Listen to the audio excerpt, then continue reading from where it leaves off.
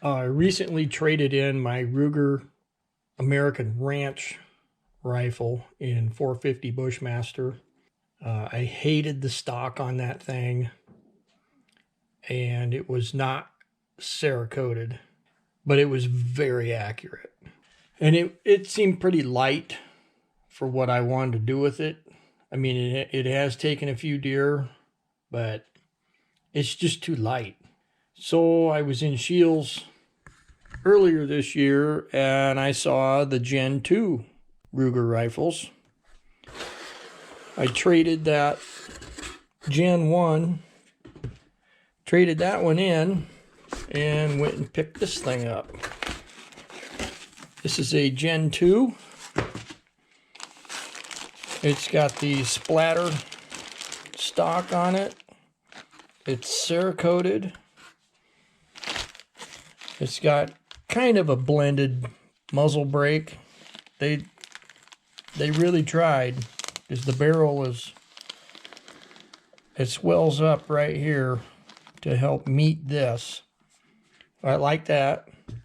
I love the splatter stock. I love the feel of the stock. This stock is a little bit more rigid than the other one. I'll get it out of the bag. We'll look at it. This is the mag it comes with. This is exactly the same mag as the Gen 1s. So I have extra mags. Sweet. The bolt looks better. And the one I tried in the store did not have the zipper sound when you work the bolt. Comes with your bike lock. I hate those things. I bet gun companies are forced to include these when they sell a firearm. I didn't know of anybody that uses. I have so many of these still in the package laying around. Yeah, we'll get her out of the box, we'll get her out of the plastic. Take a look. Yeah, this gun is already a huge improvement of the Gen 1. Big improvement.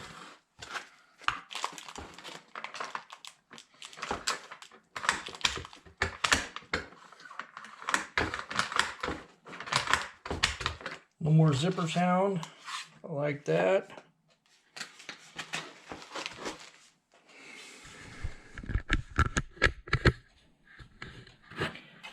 So I am assuming, I haven't even opened the book yet. I really don't want to. But this spacer here, I think that comes out of here. It does have a nice butt pad. Not that, you know, when antlers are standing in front of you, you don't even notice the recoil from the shot. I don't care what you're shooting, you're not going to notice it. But soft recoil pad is nice, but not required. They still did the one-piece trigger guard. That's still plastic. Magwell is plastic. Stock's plastic.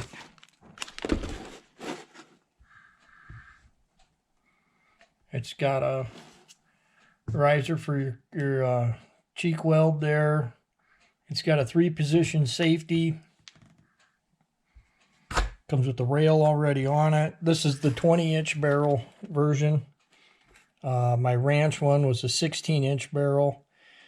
And when I shot that one, I noticed that there was still powder left in the barrel.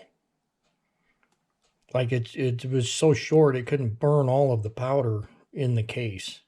Similar to like shooting a long-barreled shotgun.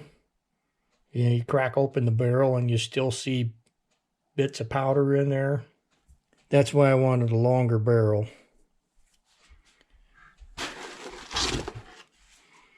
But yeah, that's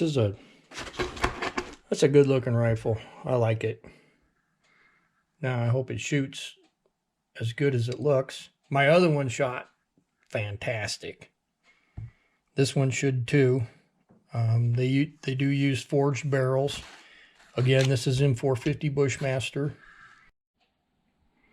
So here's the rifle with the mag.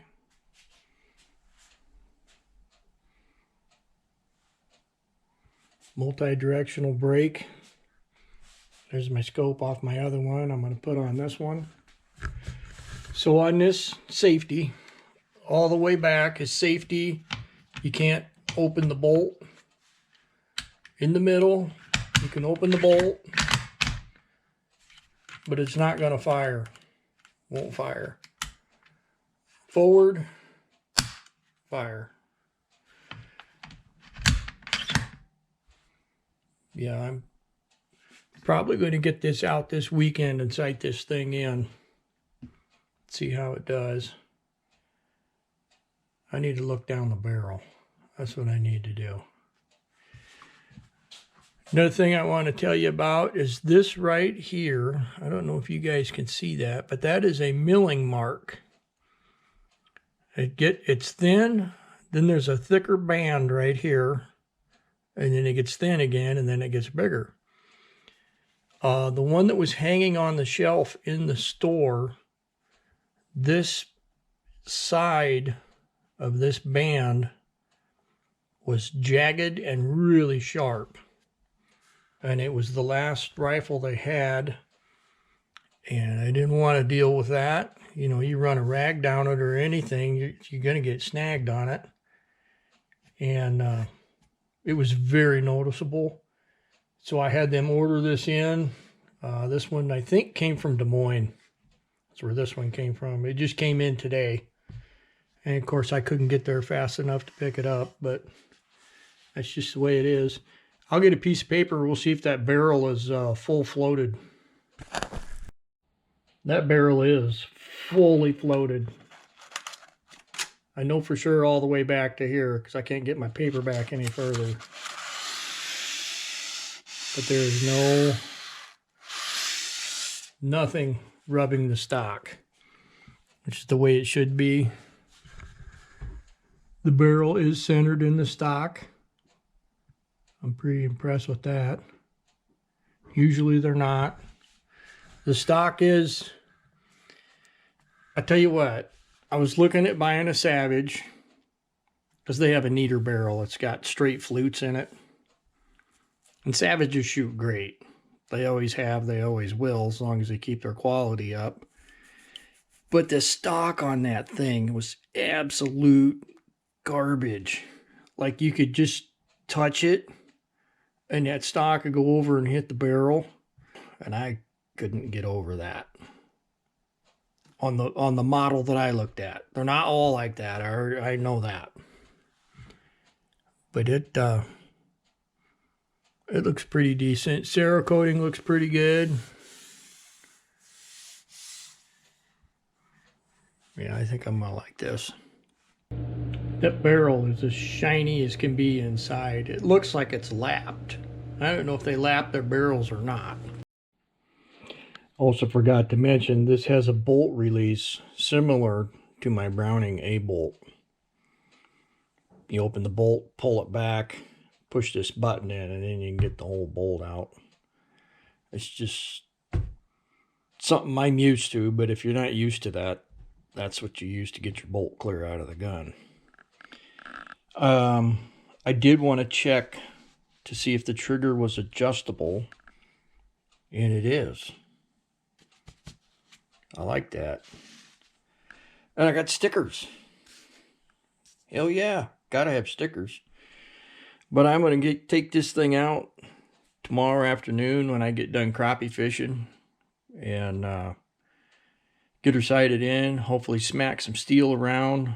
I got my scope mounted. Thread locker's been curing for 3 days now, so it should be done. And hopefully this thing shoots as good as I think it will. I think it's going to be a decent rifle. Next video on this will be at the range. Thanks for watching.